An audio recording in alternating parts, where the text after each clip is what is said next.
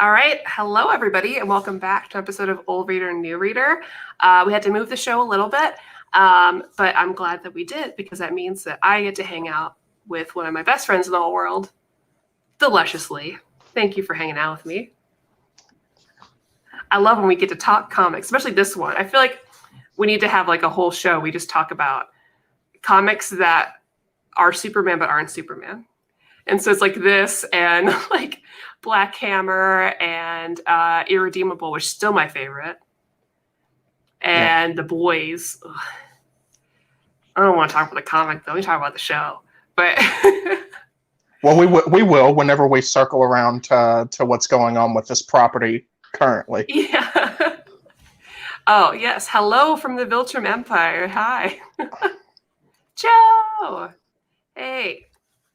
Thank you all. So we read all that goes into Invincible Compendium 1. So that's issues 1 through 47. I did not realize how long this series is. It ran from 2003 to like 2018, which is wild. That's unusual, I feel like, for a lot of comic books, Western comic books.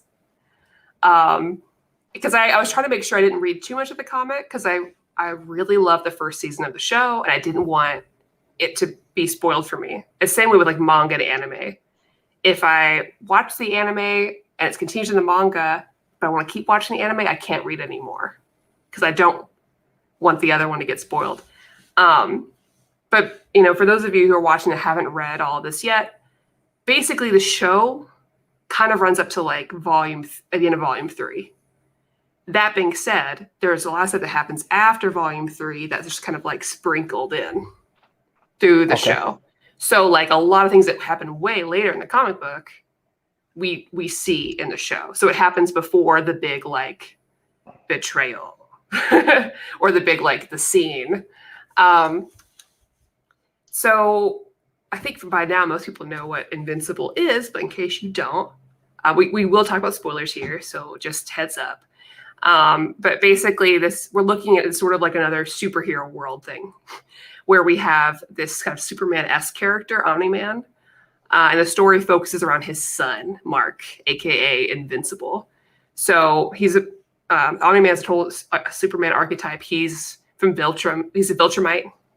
He came to Earth. He's a hero. He's all powerful like Superman. And he meets a woman there. They fall in love or whatever. And they make a kid. That's Mark. And Mark finally gets powers. And so it's Mark, learning how to be a superhero and deal with girls in high school and his part-time job, while there's also a whole bunch else going on. And we're going to get it's spoilers. And unfortunately, I'm letting you right now, if you don't want to be spoiled by the show or the comic. Shut it off. Shut it off. But the big spoilers in the show. So if you've already watched the show, you're cool. And it's been memed everywhere, which is unfortunate, which we're going to talk about because Lee was spoiled. Because immediately the show was memed everywhere. People that I don't even know if they're actually watching it or not. But actually his father, instead of like Krypton, which was like, from all that we know, Superman's very like loving. He's just there to protect. This guy looks to be that way, but actually the Viltrumites are conquerors of the world. So he's sent there like, go make sure that they don't get invaded and kind of weaken the planet so they can take over and make what their ideal of that planet is. And, take some resources while they're at it. Like, proper colonizers. So that's your quick premise. Space Nazis. Lee, yeah. So Lee, you haven't seen the show. No. And you've just read the comic, which will be interesting because I watched the show first. I've been spoiled all the way on the show, though. Well, now you wicked have. Yeah. Except for, luckily, there's a lot of differences, but the big thing is spoiled for you. But yeah, and I've watched the entire show and then read this. So that's where we're coming from on this. But yeah, I guess, oh, that's a cute one. I'm so excited for this view. This comment paid for by the Global Defense Agency. So yeah, first thoughts. This is my second Kirkman thing I've read. because I read most of The Walking Dead, and he's a fellow Kentuckian, and I mean like really nearby fellow Kentuckian, like in our neck of the woods. Yeah. So close enough that we can like see him when we're out buying groceries and stuff before. Yeah, exactly. Yeah, like my hometown had a whole Walking Dead day because of him. Which I think he went to. He doesn't normally go to things. I'm not sure. But anyway, so first thoughts on Invincible, Lee. And then we'll dig in. So, like my first thought on it is, I've heard people in the Omni Friends group talking forever about how a lot of people say this is like one of their favorite superhero comics, or like this one like is one of those really good like meta distillations of the superhero genre. And whenever I was reading it, I got two key takeaways from it. And one is that this is like super charming. It has a lot of earnestness and a lot of like sincerity to it that I really like. It is not derisive of superhero comics for being corny or cheesy. It's perfectly fine with the corny or cheesy elements. And then my second one was, man, I've seen this concept exactly so much that this comes off as bland to me. Now, before anybody thinks I hated this, I didn't hate it. I think there is a charm to the comic that you had to be there at the time. I think you had to be there in 03, 04, whenever it was coming out, whenever the market wasn't so saturated, because the creative genre landscape that Invincible, the show, and Invincible, the books now live in is a different world than the comic book and TV landscape that existed in 03, right? Especially this past year, right? Because we've gotten The Boys. Yeah. Right? We have Jupiter Legacy. Those are just two more like superhero, like lineage sort of stories. And there's a lot of comic books that are similar. I mean, the comic book versions of those, like you and I have both read Irredeemable, that I love forever and always. Things like Black Camera. I feel like we've seen other like our superheroes, but different. Right. So this has similarities to a few things, and not all of those similarities are bad. I'm not saying that the book is unoriginal or anything. My boy, how is my boy? He's good. So yeah, go ahead. I'll just keep going. I'm going to close the door. So I'm not saying that the book is unoriginal or anything like that, or that it's copying anybody else, because what I did is I took a look at some of the properties I'm saying it's similar to, and I'm realizing that these things are coming out in the same window.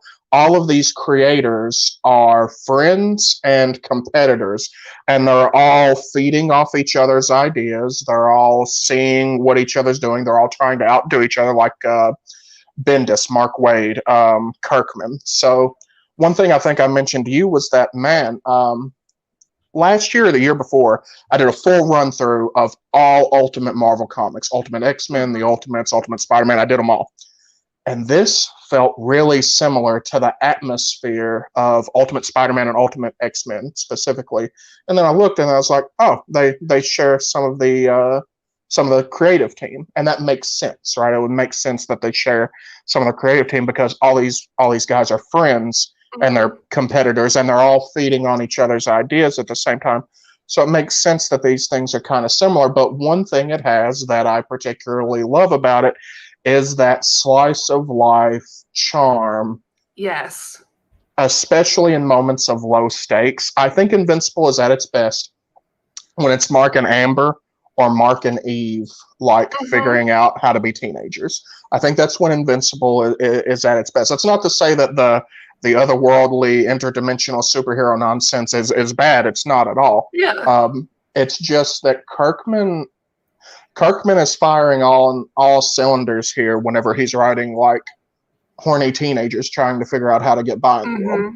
Exactly. Like it reminds me a lot of, and I felt this way watching the show as well and reading this. It reminds me a lot of X-Men Evolution, which is one of my all-time favorites. And a lot of manga. Like I know that Adam made a good point where like, I've always believed Invincible is the American DBZ, which honestly, the more I think about it, you guys are right, because Goku is a sort of like Viltrumite-esque, because I mean, the Saiyan race, not really positive guys, you know?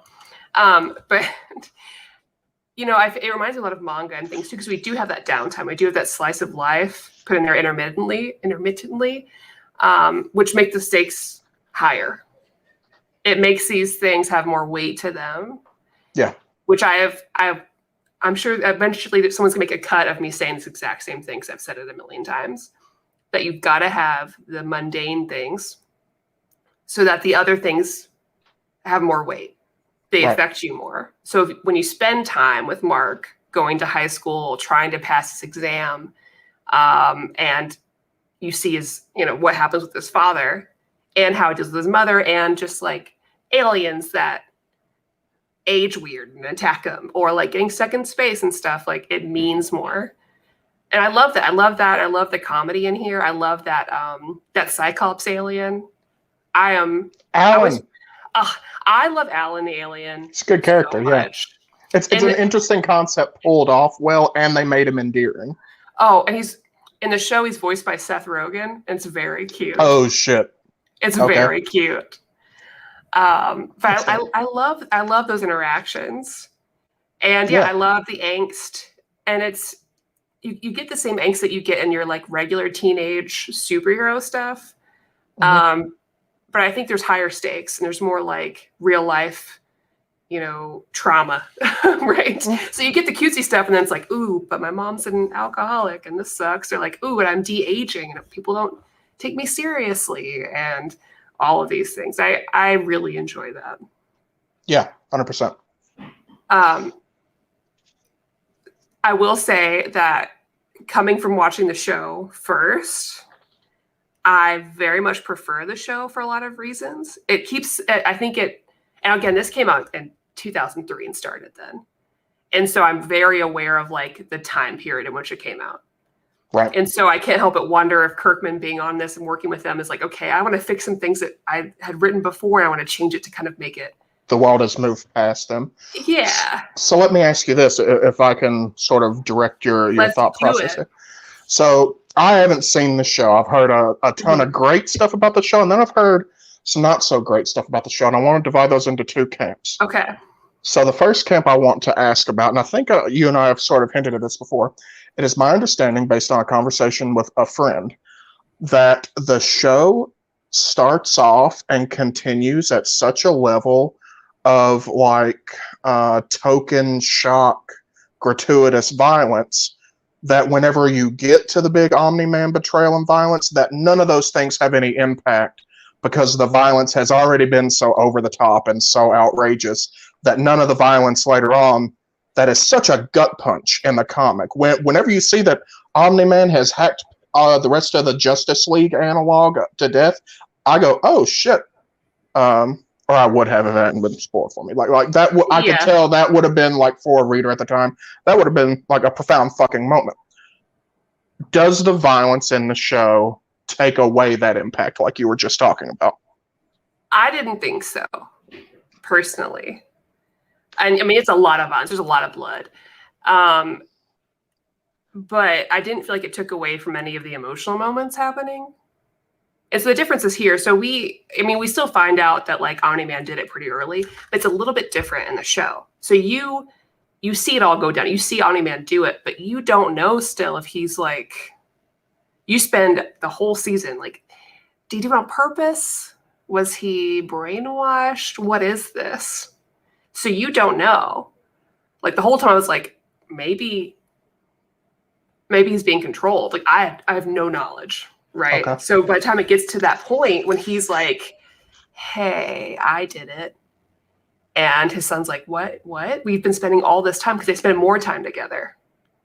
You see Omni-Man be weird with him. You have so time because they them. Invest more in them, Yes. They invest more time in the relationship, it hits just as hard, even though the violence has sort of had a little bit of a cut. Yeah. Okay. Yeah. So by the time we get to that, I think, we have way more time. Like it's super a lot at the end, but it's rough because you see him beat the ever-living shit out of Mark. And I mean way more so than the comic. So you've had this family moment together. They spend more time training together. You really see that time. And by then he's already kind of suspected, and the mother suspected. And I'll get to the female characters in a moment, but I think it still sticks the landing. I assume the comic would also stick the landing for me, but I already knew. So I was like, okay, there it is. Sure. But reading the stuff that was past it was very interesting. So this leads us right into the second part of my question was, I've heard this as well from you and from other people, that the show handles women and I guess I would call them like gender identity politics much more, sensitively than the comic did, recognizing that the comic book came out when it did. Oh, yeah. Like they kept saying like, that's so gay. And everyone keeps telling his friend it's gay for him to want to fly. Right. Yeah. And that's just of the time. Sure. Like I'm very lenient on when a thing came out. So how's the show handle that? Do they just cut out all references to them calling him gay when he wants to be carried? Well, and he is gay. He's gay himself. Okay. Mm-hmm. So that's a big fucking change. Yeah, exactly. Which is nice, I think, because you don't have this weird back and forth with him and his. So like, and here it's a lot of like, we gotta go see some hot chicks at the college. Right. And his thing with Adam Eve and stuff, and you don't get that. Real quick, we got some good comments. I think the show did it unpredictably super well. I was always answering my seat. Absolutely. I was like, and I'm glad I watched it week to week because I would take time to theorize. And I remember pretending the Omni-Man massacre is a secret from the viewer from the start in the show. Yeah, they show you immediately, pretty quickly. You're like, whoa, cool. And then you spend time trying to figure it out. And that Hellboy guy gets a lot more screen time. He's very cool. Okay. So that mix up Hellboy and Rorschach, right? So I personally think the animated show got the pacing a little bit wrong. And I didn't like that forced political correctness. You all know what I mean. I will say that I don't. If you're speaking of some things being changed, I would not say that's political correctness. Personally, I would just say it should move with the time. And I really appreciated the changes that they made.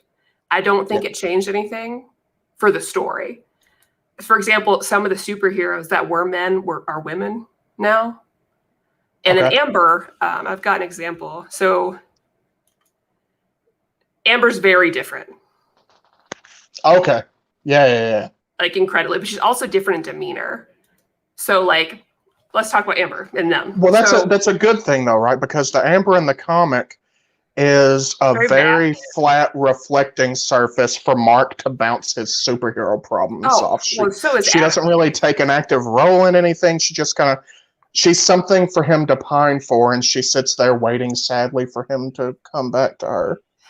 So let's talk about them. So overall, I love all these characters. I think we have some really interesting characters throughout. I do feel, and again, maybe it's hard to tell how I would feel reading it the first time without having the show. Sure. I'm trying not to rely too much on that. But I feel like of the women that we see, is like... The comic book does not do women very well. No. There is not a single woman character in the comic books that exists for her own self and makes her own decisions. Yeah, the best one I see is Monster Girl, personally. Because Adam Eve is such a neat character. She has so many cool powers. And she does make a decision later to like leave the superhero life because she can literally create things. She can go to other countries and do things and help people. But throughout this, she's like so in her feels about Mark all the time. I mean, like the minute she and Rex break up, she's like, oh my God, and like flailing on him. I was like, okay. And then also Amber in this as well is very similar. It's a very stereotypical story. She's this really hot girl at school. They get together, and the whole time she is just like there for Mark. Right. And eventually, he's like, oh, actually, I'm a superhero. Don't break up with me. And she's like, oh my God, my boyfriend's a superhero. And this is just like, which would normally be fine. However, Amber in the show, very different. she is very much like self-driven. She doesn't need Mark, and she calls Mark out on his shit. And eventually, he has to come out, right, and be like, "I'm a superhero. That's why I'm late all the time." And she's like, "Yeah, I fucking knew." But it doesn't excuse it. You didn't tell me anything. You've just been like lying to me all the time. This is better than her waiting in her dorm room for him to come tap on her window and tell her how the world is outside. Yeah, she's just like, it was pretty obvious, Mark, that you're a superhero. You fly to the goddamn window. Like, you just disappear when there's like a monster on campus. Mark. And she's like, this just isn't going to work for me. It's not the, I understand you're a superhero, but it's like the not being real with me, and this isn't going to work for me. So she makes that decision, which is very different. And the mom as well. The mom in this comic book, you don't get a lot of time with until Omni-Man's dead. And then she just cries a lot. She's an alcoholic, which I think is a very real response. That's fine. In the show, she is figuring stuff out ahead of time. She's already she has her own job. She does her own stuff. She's not waiting for him. And she starts to pick up and be like, wait a second. This is real shady. So it's very different. But again, I really like everything. It's just the women were very flat. But it's also 2000. Not that there's not a ton of comics out there that are very good at that time with their female characters. But I think this fell very flat with them.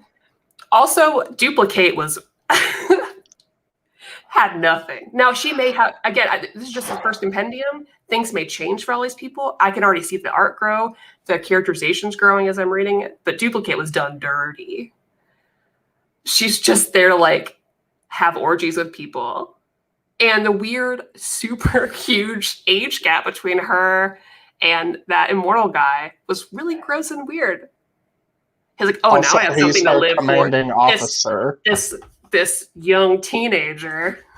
Oh, now you've been alive for hundreds of years, my dude. This is weird.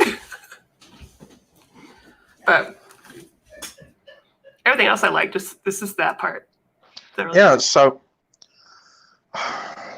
if we're sort of comparing apples to apples and oranges to oranges, it sounds like the show may have done the same thing for the property that the Boys TV show did for the Boys property.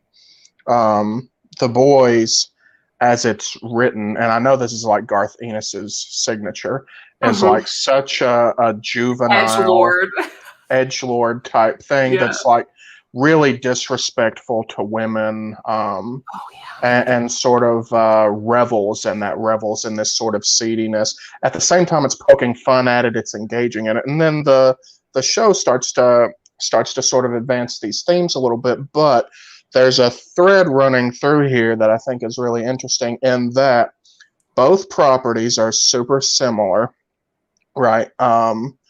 In that they take established, almost transparently DC Comics based comic characters and sort of lampoon them in different ways. So they're both in a way anti-corporate comics, both of which are turned into multi-million-dollar productions on Amazon.com, the largest defense contractor on Earth. Runs the two most popular anti-corporate comic book shows that are out there. So that's one of the things that I thought is kind of interesting, because it hits at some of the themes that we're talking about, which is that at the same time Invincible makes fun of superhero comics by poking fun at the other silly parallel dimensions and stuff like that, it also absolutely adores them, right? Yeah. Right? It loves superhero lore and superhero mythology, and it loves letting things be corny. Let there be shrink rays, and let there be weird blue aliens and stuff. So at the same time, it's trying to distance itself from these things. It's also embracing them, which is the opposite of the way a property like The Boys would handle it. Now, I read this thing volume by volume on Comixology, so I got this added benefit of, at the beginning of each volume, there would be an introduction by another famous comic book writer, comic book artist, and one of them was by Mark Waid, and this already had me thinking a bit My about man. Irredeemable. So I had to go look and be like, which of these came first, Invincible or Irredeemable? Because Wade gushes about this book in the intro. And I'm sitting there thinking, like, yeah, my man, I can see why you would like this fucking book, because it's irredeemable, but a little bit happier, right? So he's then all about character focused. So then I look and like he starts Irredeemable a little bit late, but they run like the window of which they're being released overlaps, right? So the ideas of the two are very, very much in conversation with each other. And what I would say is I think Invincible starts this really fun foundation that Irredeemable perfects. Irredeemable is like the Pearl Jam to Invincible's Nirvana, right? Yeah. If I can use the same analogy that got me in trouble on Twitter last week. So these things are all like really interesting to me. I like this idea that they're sort of updating things, but so you're telling me that they've race swapped and gender swapped a few characters and they've changed things. I know we've already had one viewer complain about forced political correctness, whatever the fuck that means.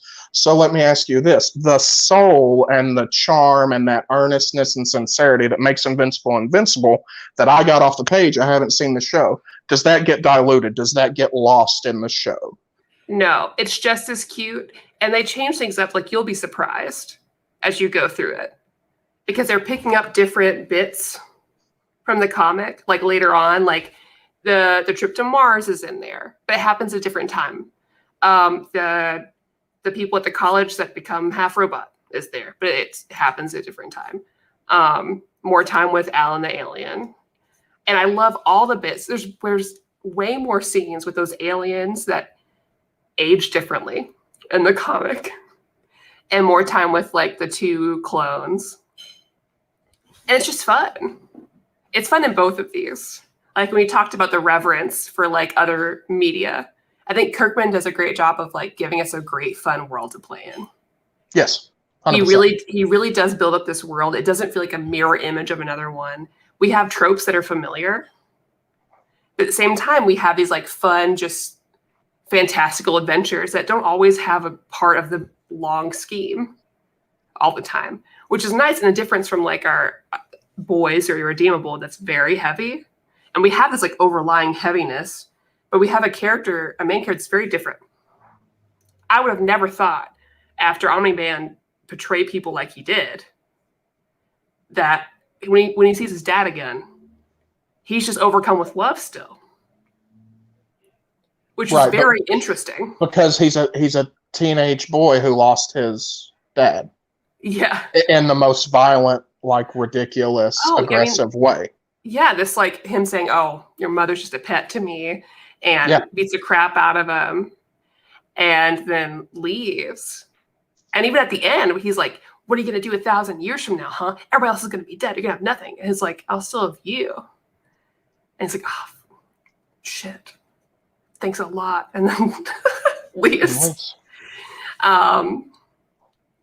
But yeah, it's interesting. I do appreciate, like, I feel like even though I complain about the lack of depth with the female characters, I do appreciate the depth that's given to some of the male characters in here. So this is one thing I really liked is like on Twitter, a conversation I came into last week gave me this impression that, and this was before I dug into it, that Invincible was one more on the shelf What If Superman, but mean stories. Like, what if Superman was evil? And that's been done to death at this point. At this point, it's novel if we have a Superman story where Superman's nice to someone. That becomes like the out of the ordinary story to read.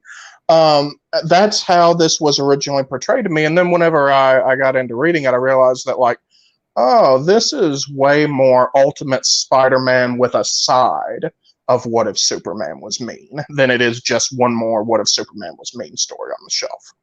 Yeah. Because everything is about how Mark reacts to these things, and Mark's decision-making based on things. And one of the things that I thought was really interesting is Mark, particularly, is written as constantly making mistakes and like stupid decisions, not decisions that are like based in like flawedness or self-interest or anything, but like decisions that aren't necessarily tactically sound. And in every one of those places, if you're like me, you see, oh, that's there's a big dad-shaped hole in your logic right there, Mark. Mm-hmm. Like over and over and over again. And I like that was sort of the way he's delivered, because at first I see Mark and I think, God, this is kind of like I know the term is played to death, but like a Gary Sue. This kid has no flaws. He's nice to everybody. He's respectful to everybody. Doesn't have a violent thought in his head. And then you realize later on, okay, so he does have an urge towards violence. Mm-hmm. He does have holes in his perception because he's experienced significant trauma, right? And those things start to feed the narrative, help it get more complex. So, if I can pivot on that as well, can we talk about the art for a second? So Let's talk about it. We talked about Kirkman's love for superheroes and love for complexity. Now, for a big chunk of this, I think Corey Walker, Bill Crabtree, and Ryan Otley are his main artists, with like other parts of a creative team penciled in. And everyone who works on the art of this book is obsessed with vibrance and color and kitschiness. Yeah. This feels like one of the 50s Batman yarns at times. As much color diversity as they could get on a page. Let's put reds and greens and blues and purples on everything.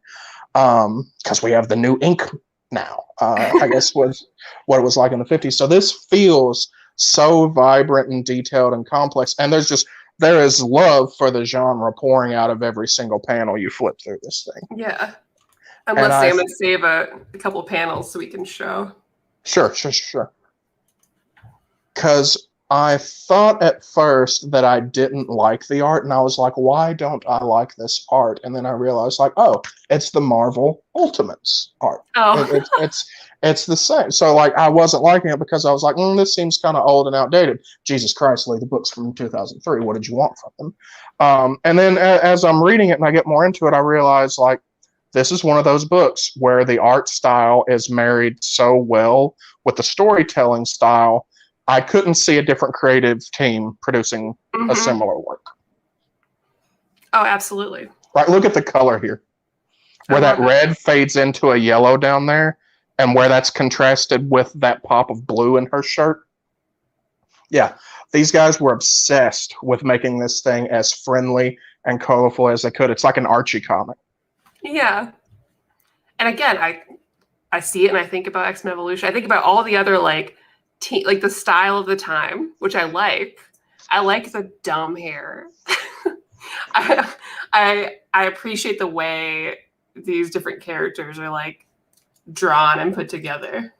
Is there a less cool and less helpful superhero costume than the mask that comes up exactly to the hairline? How the fuck does that thing stay there right at your hairline? As a cosplayer, I have a hairline. I have no idea, because I think a lot about Wally West Flash and How's that fucking thing stay on? I wish I knew, because I talk with fellow cosplayers about this all the time. So like, let's get a Titans group together. And like, we can never do that because Wally West Flash has the weirdest thing going on. How do you make that and have it stay on? Yeah. No idea. That said, his costume is fucking cool. Well, I love his big things. The bug eyes, yeah. He looks like a Kamen Rider from the 90s. And I also really like I like the conversation he has with the tailor too, because it's in this and it's in the show, but it's like Omni-Man brings him over there, and he says like, and the tailor's talking to Mark like, okay, well, what are you kind of looking for? And he's like, well, I've seen something more iconic. I was like, yeah, that's what they all say, Yeah. They all say they want iconic. It always has to be iconic. There is. Oh, Scotty G. Thank you. You're so nice. Maddie, keep saying over your new reader, and you and your hubby have a couple drinks on me this holiday weekend. Thanks, Scotty. Eventually, Sky's gonna make me cry, actually, on live. He's so nice. Thank This you, Scotty does know. This guy He knows does what's know. up. Thank you.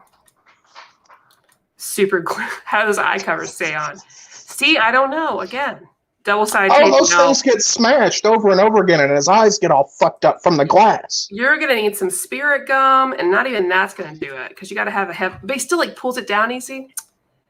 You know, these superhero designers don't think about us cosplayers. Okay, they don't. And they should put a breakdown in the costume like big video games do, like Horizon Zero Dawn did. They were like, listen, we know it's tough. Here's a complete breakdown of her outfit because we know you're going to make it. Here's how you would sew the plate scales on. Yeah, and they did it for The Witcher too. They're like, okay, here's Yennefer's breakdown. Calm down. And then all the cosplayers are like, really? Now I'm going to have to like make this? I had to hands embroider, Aloy. Thanks. Thanks a lot. I think Sam Wilson's Captain America costume is the best example of that topless mask working. It does look really good.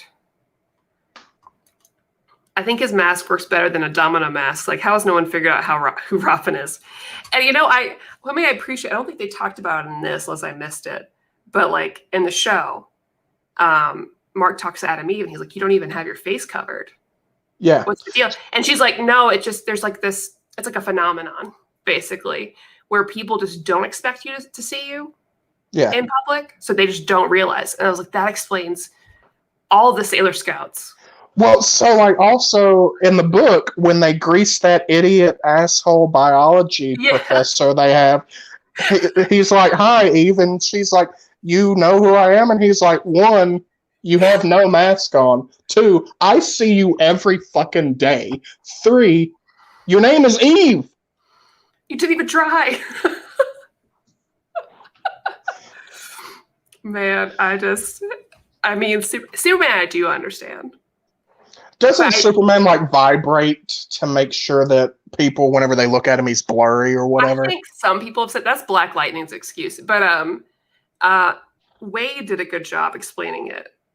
Because basically, I didn't understand until Wade's Superman. Because really, the way he holds himself, like that and Superman All-Star or Superman All Seasons, yeah, it's just like you wouldn't think this dude is Superman because he's a very different and vibrant. And the way he normally he kind of crouches, he wears extra clothing, so you think he's just a big boy and not like a chiseled boy. So you have no idea. He's clumsy everywhere. So like this idiot. And he probably speaks completely differently, you know. Oh yeah, I mean, he doesn't walk around mumbling like Tom Hardy. I'm Superman, and I will save the day today. Yeah, exactly. Grumbling and shit. But Sailor Moon never explained it, which I thought is always hilarious because they're like, "Who is this mysterious Sailor Venus?" You literally met her. You know exactly who she is. I don't know. Even Sailor Scouts can't tell who their Sailor Scouts are. Girls, please. That's something I want you to read. Can you do it over your new reader where you read Sailor Moon? So I've never read it. I watched the series religiously as a kid, and somewhere my mother has Polaroids of me going as Tuxedo Mask for Halloween. There's like my mom made me a Sailor Jupiter costume when I was a kid. Oh, shit. Yeah, when I accidentally came out to my mom recently, I mentioned Sailor Jupiter is one of my... Well, she I knew whenever you had me buy that goddamn costume when you were... No. She was just basically like, what? I thought you were kidding. And I was like, I came out to you. And she's like, no, you didn't. I was like... Awkward. Anyways. There's also that whole thing, if you saw Superman behind a coffee counter serving Starbucks, you're not thinking that's Superman. That's some guy. Exactly. Cosplayers are the same way. I don't know what half of my friends look like, actually. I'm going to be real with you. I have no idea. Couldn't tell you who they are. I see them first. Oh, the pandemic's going to make this all really worse, too. Whenever we all meet up in person, we're going to have lost all social skills. I'm going to try to make out with people when I go in for a handshake because I forget where the delineation of the relationship is. There we go. Adam's right. Tony Hawk is the best example of this. because Tony Hawk tweets all the time about people don't realize it's him. All the time, where they're like, "You look like Tony Hawk." All the time. Clicks. Hilarious. Hilarious. I think the Compendium looks way better than Deluxe Edition. Is it just me? Those Compendiums look nice. I wish I had it instead of. I mean, I like reading on Comixology. It doesn't bother me. But isn't this thing a whale? Isn't it like way out of print or whatever? Hard to find. Maybe not. I think the deluxes are. Maybe not the Compendiums. Okay. Because I saw some guys selling it in the group. So like, I don't know. Yeah. Oh man, we talked about so much. I feel like more time has passed than this. Maddie also doesn't know what we, the people in the comment section, look like. Some of you, I keep your face, so I feel like I recognize you. So in keeping with the art, one of the things I wanted to mention, I'd like to know if the Compendium has this. Every volume has sketchbooks at the end that are stellar. They go through concepts, they explain ideas and concepts and why they didn't work. The only place I've seen creator notes and sketchbooks as good as this is in the Hellboy and BPRD collected editions. Magnola's books are the only other books I've seen where like a creator's like, here's a little peek behind the curtains. This idea didn't work, but what we did is we circled it back around and we're able to use it for this other character in this other situation later on. And like you get that sort of hint at like where the process was the whole time and how the artists worked with the writers and the other way around, how the writer influences the art and everything. The library editions are rare. But don't cover full run. Man, I love a library edition. The deluxe hardcovers are evergreen, I think. Okay. Gabby says, gotta get Gamer Joe to get me the Sweet Tooth Compendium. Yeah, Joe, come on. So you're not a Sweet Tooth Compendium. I am told that early reviewers of the Sweet Tooth Netflix series say that it absolutely rips ass, that it's like stellar. So that makes me really happy because I was worried that you can get lost in that one and not understand the subtleties of the story that they're going for. And you can get lost in the kitschiness and you can get lost in the aesthetics and not understand as a sort of, especially if you're trying to do a cash-in. If you don't get a creative team on the show who has a real passion for that property, then really easily they can make something soulless without a sort of. I mean, that's kind of what happened in Jupiter's Legacy. I don't know if the comics were better, but that show was just okay. Yeah, but from what I hear, the Sweet Tooth show absolutely fucks. So ready. Well, did you read the comic already? Yeah. Well, if you watch the show in time, join me and Kristen. We're gonna. Okay. I know we just reviewed Sweet Tooth last month, but we're gonna do a comparison next month. So that'll be fun. Oh, I think I'm reviewing Sweet Tooth next month too. Do you want to come on for that? Are you doing it here too? Yeah, because my friend Phil, he's been recommending me a lot of DC stuff, which is really fun. And I was like, we need to recommend you something else. Like, I'll recommend something. And he hasn't read Sweet Tooth, so I was like, oh, let's do that. So just come on for both. If you want me back. Yeah, come on.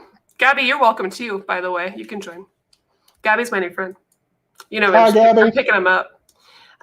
You've already made me like 5 new internet friends that I'm now like tight with. So I met these people like a month ago, but I'm probably gonna end up like sacrificing my life for them at some point. We're all gonna end up at some con together just crying about how lovely it is to be friends. You know, that's just how it goes. Like you mentioned going to Baltimore Comic Con. Now I'm like, I want to go. I'll go to Baltimore Comic Con. Jane has a good question. Hey, I'm trying to get my wife into comics. She likes romance and Spider-Man. Any suggestions? There's a ton of really good Spider-Man romance stories already built in. Spider-Man Loves Mary Jane would be a perfect place to start. What's the Spider-Man that Kevin Smith did? It's Spider-Man and the Black Cat. It's like some story of a heist. That one's particularly good. Some of the romance in Ultimate Spider-Man, even though it's with 16-year-olds, is really good. But the Spider-Man Mary Jane relationship is best done in, oh God, what's that one with the blue cover where it's Spider-Man's entire life story? Oh, yeah. I know what you're talking about. Jaden probably does too. It's right here. Hang on. Life story. Spider-Man life story. Fuck me, what a moron. Yeah, Spider-Man So life with the story. blue cover, it tells Spider-Man's life story. Yeah. Life story. So Yeah. other really good romance comics that I thought were really terrific. The first one I'm going to mention that's not Spider-Man is going to be Upgrade Soul. Upgrade Soul is a terrific portrait Everyone should of a relationship. absolutely read Upgrade Soul. Don't look up anything about it. Just read it. I'm going through what's on my shelf right now to see if I have other romance stuff out that would. Unnatural by Mirka Andolfo is really good. She has a new one coming out called Sweet Paprika. Comes out in June. It looks really good. It's billed as like Sex in the City meets Dungeons and Dragons, I think, which like that sounds like it would be Rogue really and good. Gambit, Mr. and Mrs. X. Haven't read that one. Those are really good. I think, and honestly, when I always say like, hey, I'm looking to get my female significant other into things, I always recommend a lot of like the female-led Marvel series, the ones that don't last long but are easy to get into. Yeah. I think they're very accessible. Miss Marvel, if you like Spider-Man, she'll love Miss Marvel. I mean, how could you not love Miss Marvel? We haven't mentioned Saga yet. Well, yeah, Saga is the romance. That and like, I really like, if she likes 90s sitcoms at all, Strangers in Paradise. Yeah, Strangers in Paradise is mega popular. You know, anything by Terry Moore, really, because I always feel like those feel like I'm watching Buffy or Friends. You know, it just feels like that like era of style. Terry Moore's just stuck there, which I like personally. And any first, second book, any first, second graphic novel, they have a ton of great romance, and it's quick reads. Yeah. Any book by Iron Circus. It depends on what you mean by romance. Do you mean like regular romance or sexy romance? Because in Sunstone, if she likes a little bit of... Have you heard about our Lord and Savior queer erotica? Because Sunstone is it. Sunstone is a great example of that. And there are some really good romantic web comics. Like I Robed Out in Search of Truth and Love and Alfie are free. Both of those are absolutely terrific. They are 100% like X-rated, not safe for work, but they have a ton of great character development, a ton of really good romantic beats. They're really well drawn, and they're free unless you want to throw the creator like some change. Jaden, Lore Olympus. Lore Olympus is the most popular webcomic right now. It's full of romance. It's full of Greek mythology. Even like my regular friend Whitney, who like is just now getting the comics, who should be on the show, have read all of Lore Olympus. And I was like, oh, if you like Lore Olympus, we can get you into more comics. Looking forward to reading The Walking Dead. Have you guys read it? Is it good? I read most of it. I've read every single issue. I think I would have liked it if I had read it as it was coming out. I liked it fair enough, but the problem is, same with Invincible. I watched the show and I played the video games first. And so there's the Telltale Walking Dead games have ruined any other Walking Dead thing for me because I want it to be that and it's not that. And Walking Dead has also been done so many other places now, like The Last of Us and everything has like sort of aped the way Kirkman does. Yeah. What Kirkman does is he takes the old George Romero zombie movies and he gives you characters that you really, really like and care about. George Romero zombie movies are based around situations. What if zombies attacked a farmhouse? What if zombies attacked a mall? What if zombies attacked a post-apocalyptic city? The Walking Dead is based around a group of nomadic characters, and it has the best final issue of any comic I've ever seen. It has the best ending because it's so unexpected. Without spoiling it for you, what happened is if this is my understanding, not being a comic book industry insider, I think one day Robert Kirkman kind of decided he didn't feel like doing it anymore. So he decided, I'm going to write one big, long issue, and I'm going to end this exactly the way I want to. I'm not going to keep milking cash out of this because I want the story to end right. And he does. He ends the thing fucking terrifically. So. Isn't Congress a live action? Amanda's thing, you need to invite her too. This is for my other channel.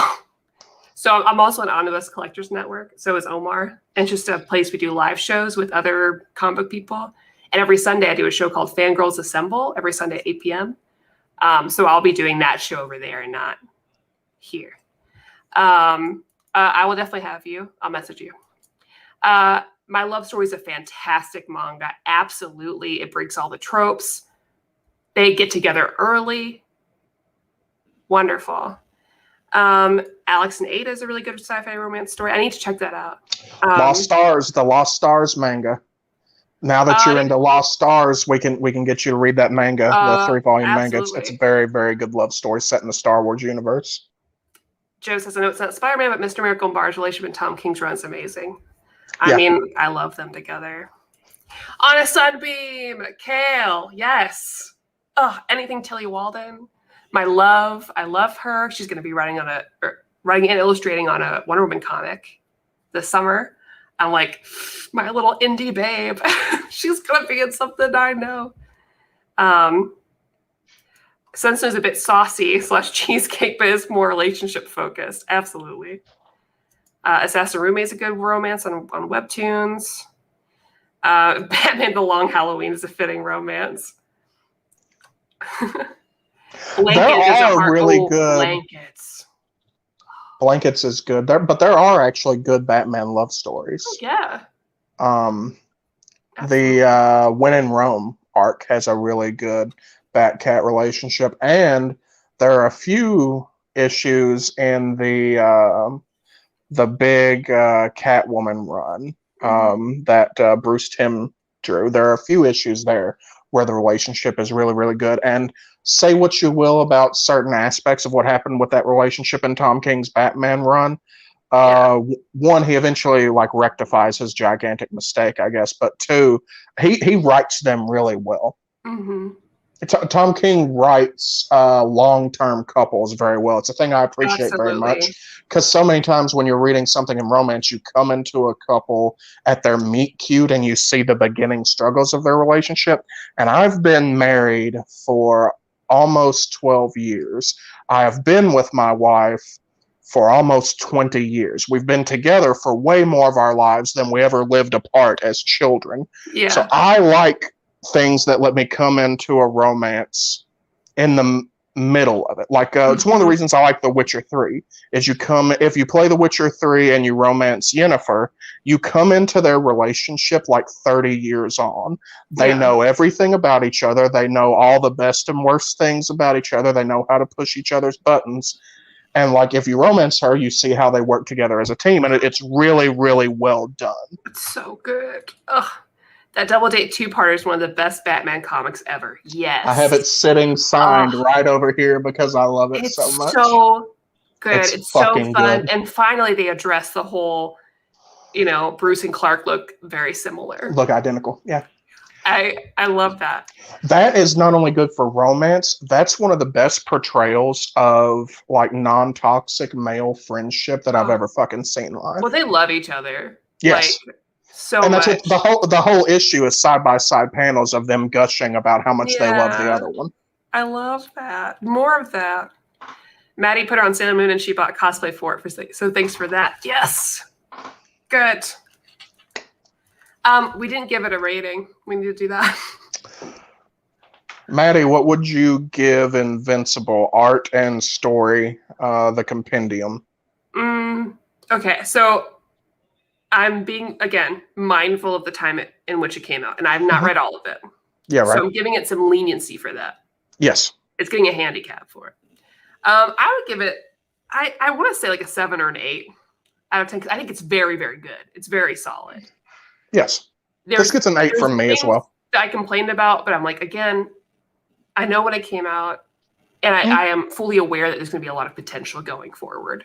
But as it is, it's just a very fun book. None of its flaws are done maliciously, and I will.